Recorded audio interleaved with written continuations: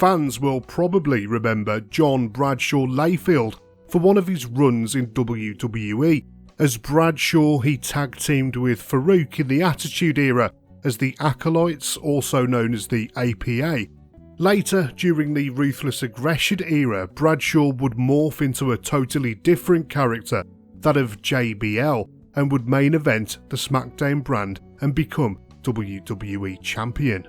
Bradshaw started his sporting career in football, having signed with the Los Angeles Raiders, but he was released before the 1990 season began. By 1992, Bradshaw had transitioned to pro wrestling, debuting for the Global Wrestling Federation based in Texas. Bradshaw had a full and varied career, utilising an entertaining, roughneck, stiff Texan style in the ring, no matter which persona he was inhabiting. He would retire from full-time wrestling in 2009 to pursue outside interests, later returning to the company in a commentary and managerial role. However, throughout Bradshaw's career, there have been many reports of him attacking other personnel backstage. Even viewers watching at home weren't safe, with Bradshaw providing some of the worst commentary in WWE history. In this video, we will take a closer look at exactly why John Bradshaw Layfield is one of the most hated men in wrestling.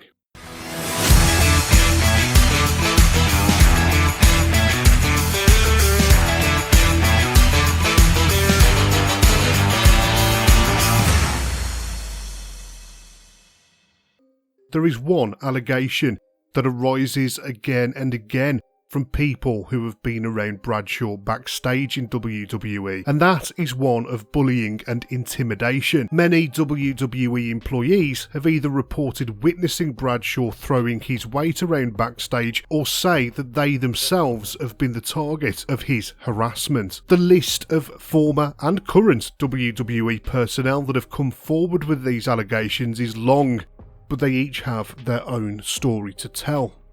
ECW legend The Blue Meanie says that he felt the full force of Bradshaw's fists in the most public way possible on television in front of millions of fans. At the ECW tribute show One Night Stand in 2005, Bradshaw hit the Blue Meanie so hard that he punched open the staples that he'd had inserted into his head the night before, causing blood to pour out of the wound once again. Later, the Blue Meanie posted on his MySpace page, "It's no secret that Bradshaw never liked me, from my first day in WWE to my last." Bradshaw's stiff punches to the Blue Meanie's head wasn't an accident, and he even considered filing a lawsuit against him in the days after the attack. The Blue Meanie would eventually back off on the lawsuit, however he would still get a measure of revenge when WWE decided to capitalise on the animosity between the men and book them in a match. Meanie's longtime tag team partner Stevie Richards clattered Bradshaw with a savage chair shot, which was a receipt for his friend's treatment at the time. The exact reason that Bradshaw beat up the Meanie in the first place is unclear. Some say that Meanie had been writing bad words about Bradshaw on the internet, while Bradshaw himself in an interview with WWE.com said, "The incident with Meanie had nothing to do with any old heat. I don't even know the guy. I couldn't care less about the fat little kid." For other alleged victims, however, it seems that Bradshaw's bullying was completely unprovoked, and they felt it wasn't possible to fight back. It seems more cruel to pick on non-wrestlers, as Bradshaw allegedly has done on multiple occasions. Not even announcers, referees or women were safe. Charles Robinson and Billy Silverman came over from the rival organisation to work as referees in the WWF. Silverman and Robinson in particular became whipping boys for the bullies. According to Silverman, there were many abuses, with one of the worst occasions being when Robinson was held down and stripped before being bound with tape and gagged. Robinson was then attached to a cart and wheeled around the arena backstage naked for everyone to laugh at. Silverman also alleged that Bradshaw threatened him with violence if he didn't carry large amounts of his liquor across the Canadian border for him. When Silverman quit his job with the WWF, he specifically cited Bradshaw's behaviour towards him as the main reason. Former ring announcer Justin Roberts worked for WWE for 12 years. He released a book after he'd finished with the company entitled Best Seat in the House, where he gives a first-hand account of the bullying and harassment he faced during his time in the company. Roberts stated that Bradshaw repeatedly told him to go and kill himself each time they came into contact and referred to Roberts as dipshit and numbnuts. Roberts also relayed a story in which he had his passport stolen on a tour of the UK, meaning he couldn't fly home with the rest of the crew and had to visit the US Embassy in London to get the situation sorted out.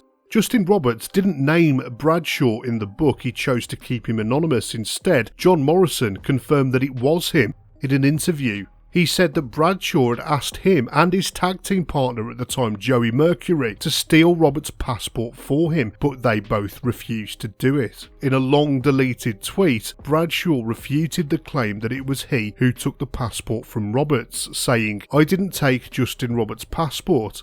Could have been anyone. He was hated by the whole crew. He's an idiot." Dave Meltzer reported in his newsletter an incident where Bradshaw went after a non-wrestler member of staff who had taken time off from WWE to look after a parent who was dying at the time. Bradshaw reportedly abused this individual for taking time off under the circumstances to look after that parent. The target of the abuse was speculated to be Lillian Garcia, the ring announcer. Garcia was reportedly reduced to tears backstage after the tirade from Bradshaw. Bradshaw had reportedly also previously dumped a bucket of ice water over Lillian Garcia's head while she was asleep as a rib.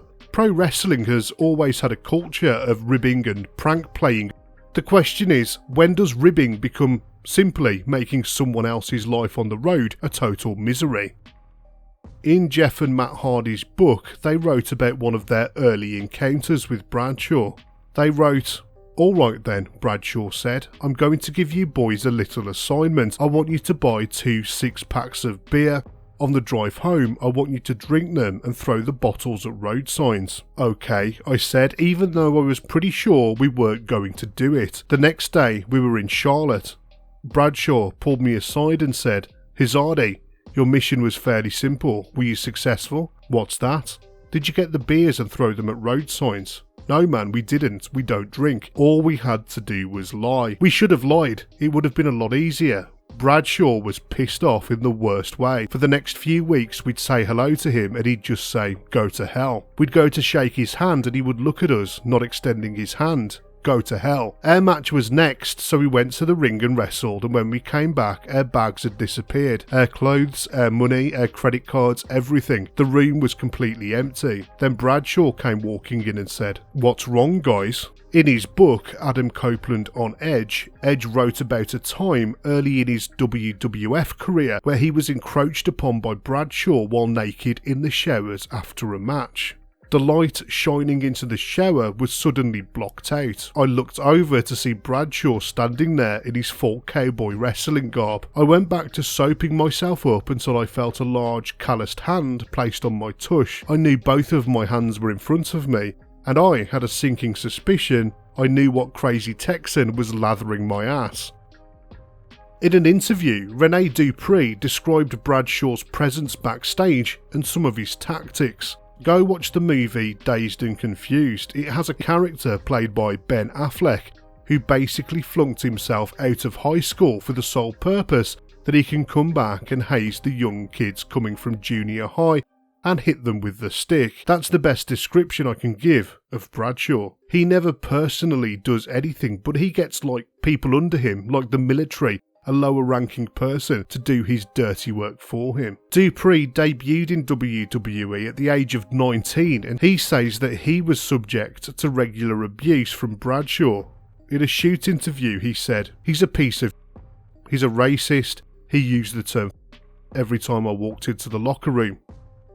Steve Blackman has always been considered a genuine badass, the kind of wrestler who could make you his bitch if he really wanted to. Surprising then that Bradshaw took a pop at him. Bob Holly relayed the story in his book, The Hardcore Truth. Steve and I were waiting around when Bradshaw came over. It was an early morning flight and John was still drunk from the night before. He started patting Steve's ass. Steve said, "John, I don't play that.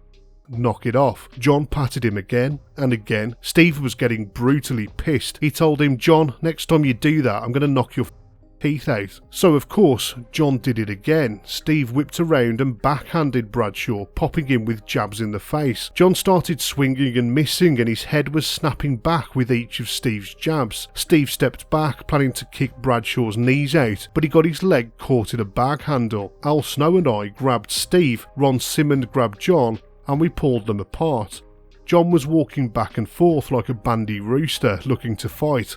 Before we left, Steve told him, "I'm going to kill you." He meant it too. Bradshaw approached Blackman later in the day to apologise, but Blackman refused to accept the apology, with Blackman saying again that he was going to kill him. At the arena, word had spread amongst the locker room that Bradshaw was in big trouble. "If you have something to say to me, say it now or I'm going to end you in front of everyone," Blackman warned. Bradshaw ended up sincerely apologising to Blackman, who graciously decided to back off. While it's no surprise that the wrestler dubbed the world's most dangerous man snapped in the face of Bradshaw's bullshit, it's more surprising to hear that Joey Styles did the same. It was during WWE's 2008 tour of Iraq, where Bradshaw had reportedly spent the majority of the week severely intoxicated and decided to make Styles the latest target of his abuse.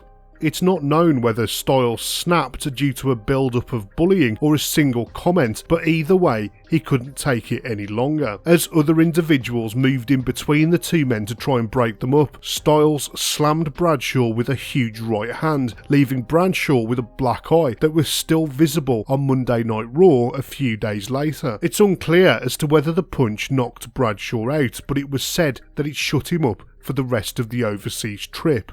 According to other backstage reports, Bradshaw spent the majority of that Monday night alone in the locker room, being very quiet and spending time with his head down, emailing people on his phone. In the wider context, Bradshaw managed to piss off a country of fans when he got banned from Germany for throwing up the Nazi salute and goose-stepping around the ring. It was June 2004 and the WWE were on their European tour, stopping off in Munich, Germany for a house show. Bradshaw was teaming up with Booker T to take on Eddie Guerrero and The Undertaker in a tag team match. During the match, Bradshaw made the Nazi salute not once but numerous times and then went goose-stepping all over the ring. The taunt nearly caused a riot to break out in the arena amongst the fans, and Bradshaw ended up being banned from Germany because of it. Nazi saluting and goose-stepping is actually illegal everywhere in Germany for obvious reasons, although Bradshaw didn't seem to care. In an interview later, he said, "I'm a bad guy. I'm supposed to incite the crowd. I've done it for decades. I really didn't think anything of it. I know how bad it is. I've lived in Germany. I draw the line between me and my character." By the end of June 2004, Bradshaw would become WWE Champion. The transformation from Bradshaw, the tag team partner to Farooq, into JBL, the cowboy hat wearing heel, happened in the blink of an eye. Before we knew it, JBL had defeated Eddie Guerrero for the WWE title. This video isn't about JBL's in-ring work or his on-screen persona, and I know some people will disagree, but I think JBL made for an effective bad guy, and I like strong heel characters. Personally, I really enjoyed seeing Bradshaw as WWE Champion. I wouldn't call him a wrestling god or anything, and I would have preferred to see a 3-month-long reign instead of a 9-month-long reign, but I still enjoyed it. After losing the belt to John Cena at WrestleMania 21, JBL would be reduced to US title level before starting to wind down his in-ring career and moving into commentary. JBL's move into commentary was ill-advised to say the least. Undoubtedly, he was one of the worst, most irritating commentators in WWE history, and listening to him on Raw made a 3-hour show feel like a 6-hour show. In an interview with Rick Bassman on his Talking Tough podcast, Bradshaw was asked about his reputation of being a bully. He said, "You know, I could have deserved it. I don't know. We were younger, we broke balls, and I was a loud guy from the South. And a lot of people, I think, took that wrong." Whatever you believe about John Bradshaw Layfield, There are few others in wrestling with this many allegations about their behaviour backstage.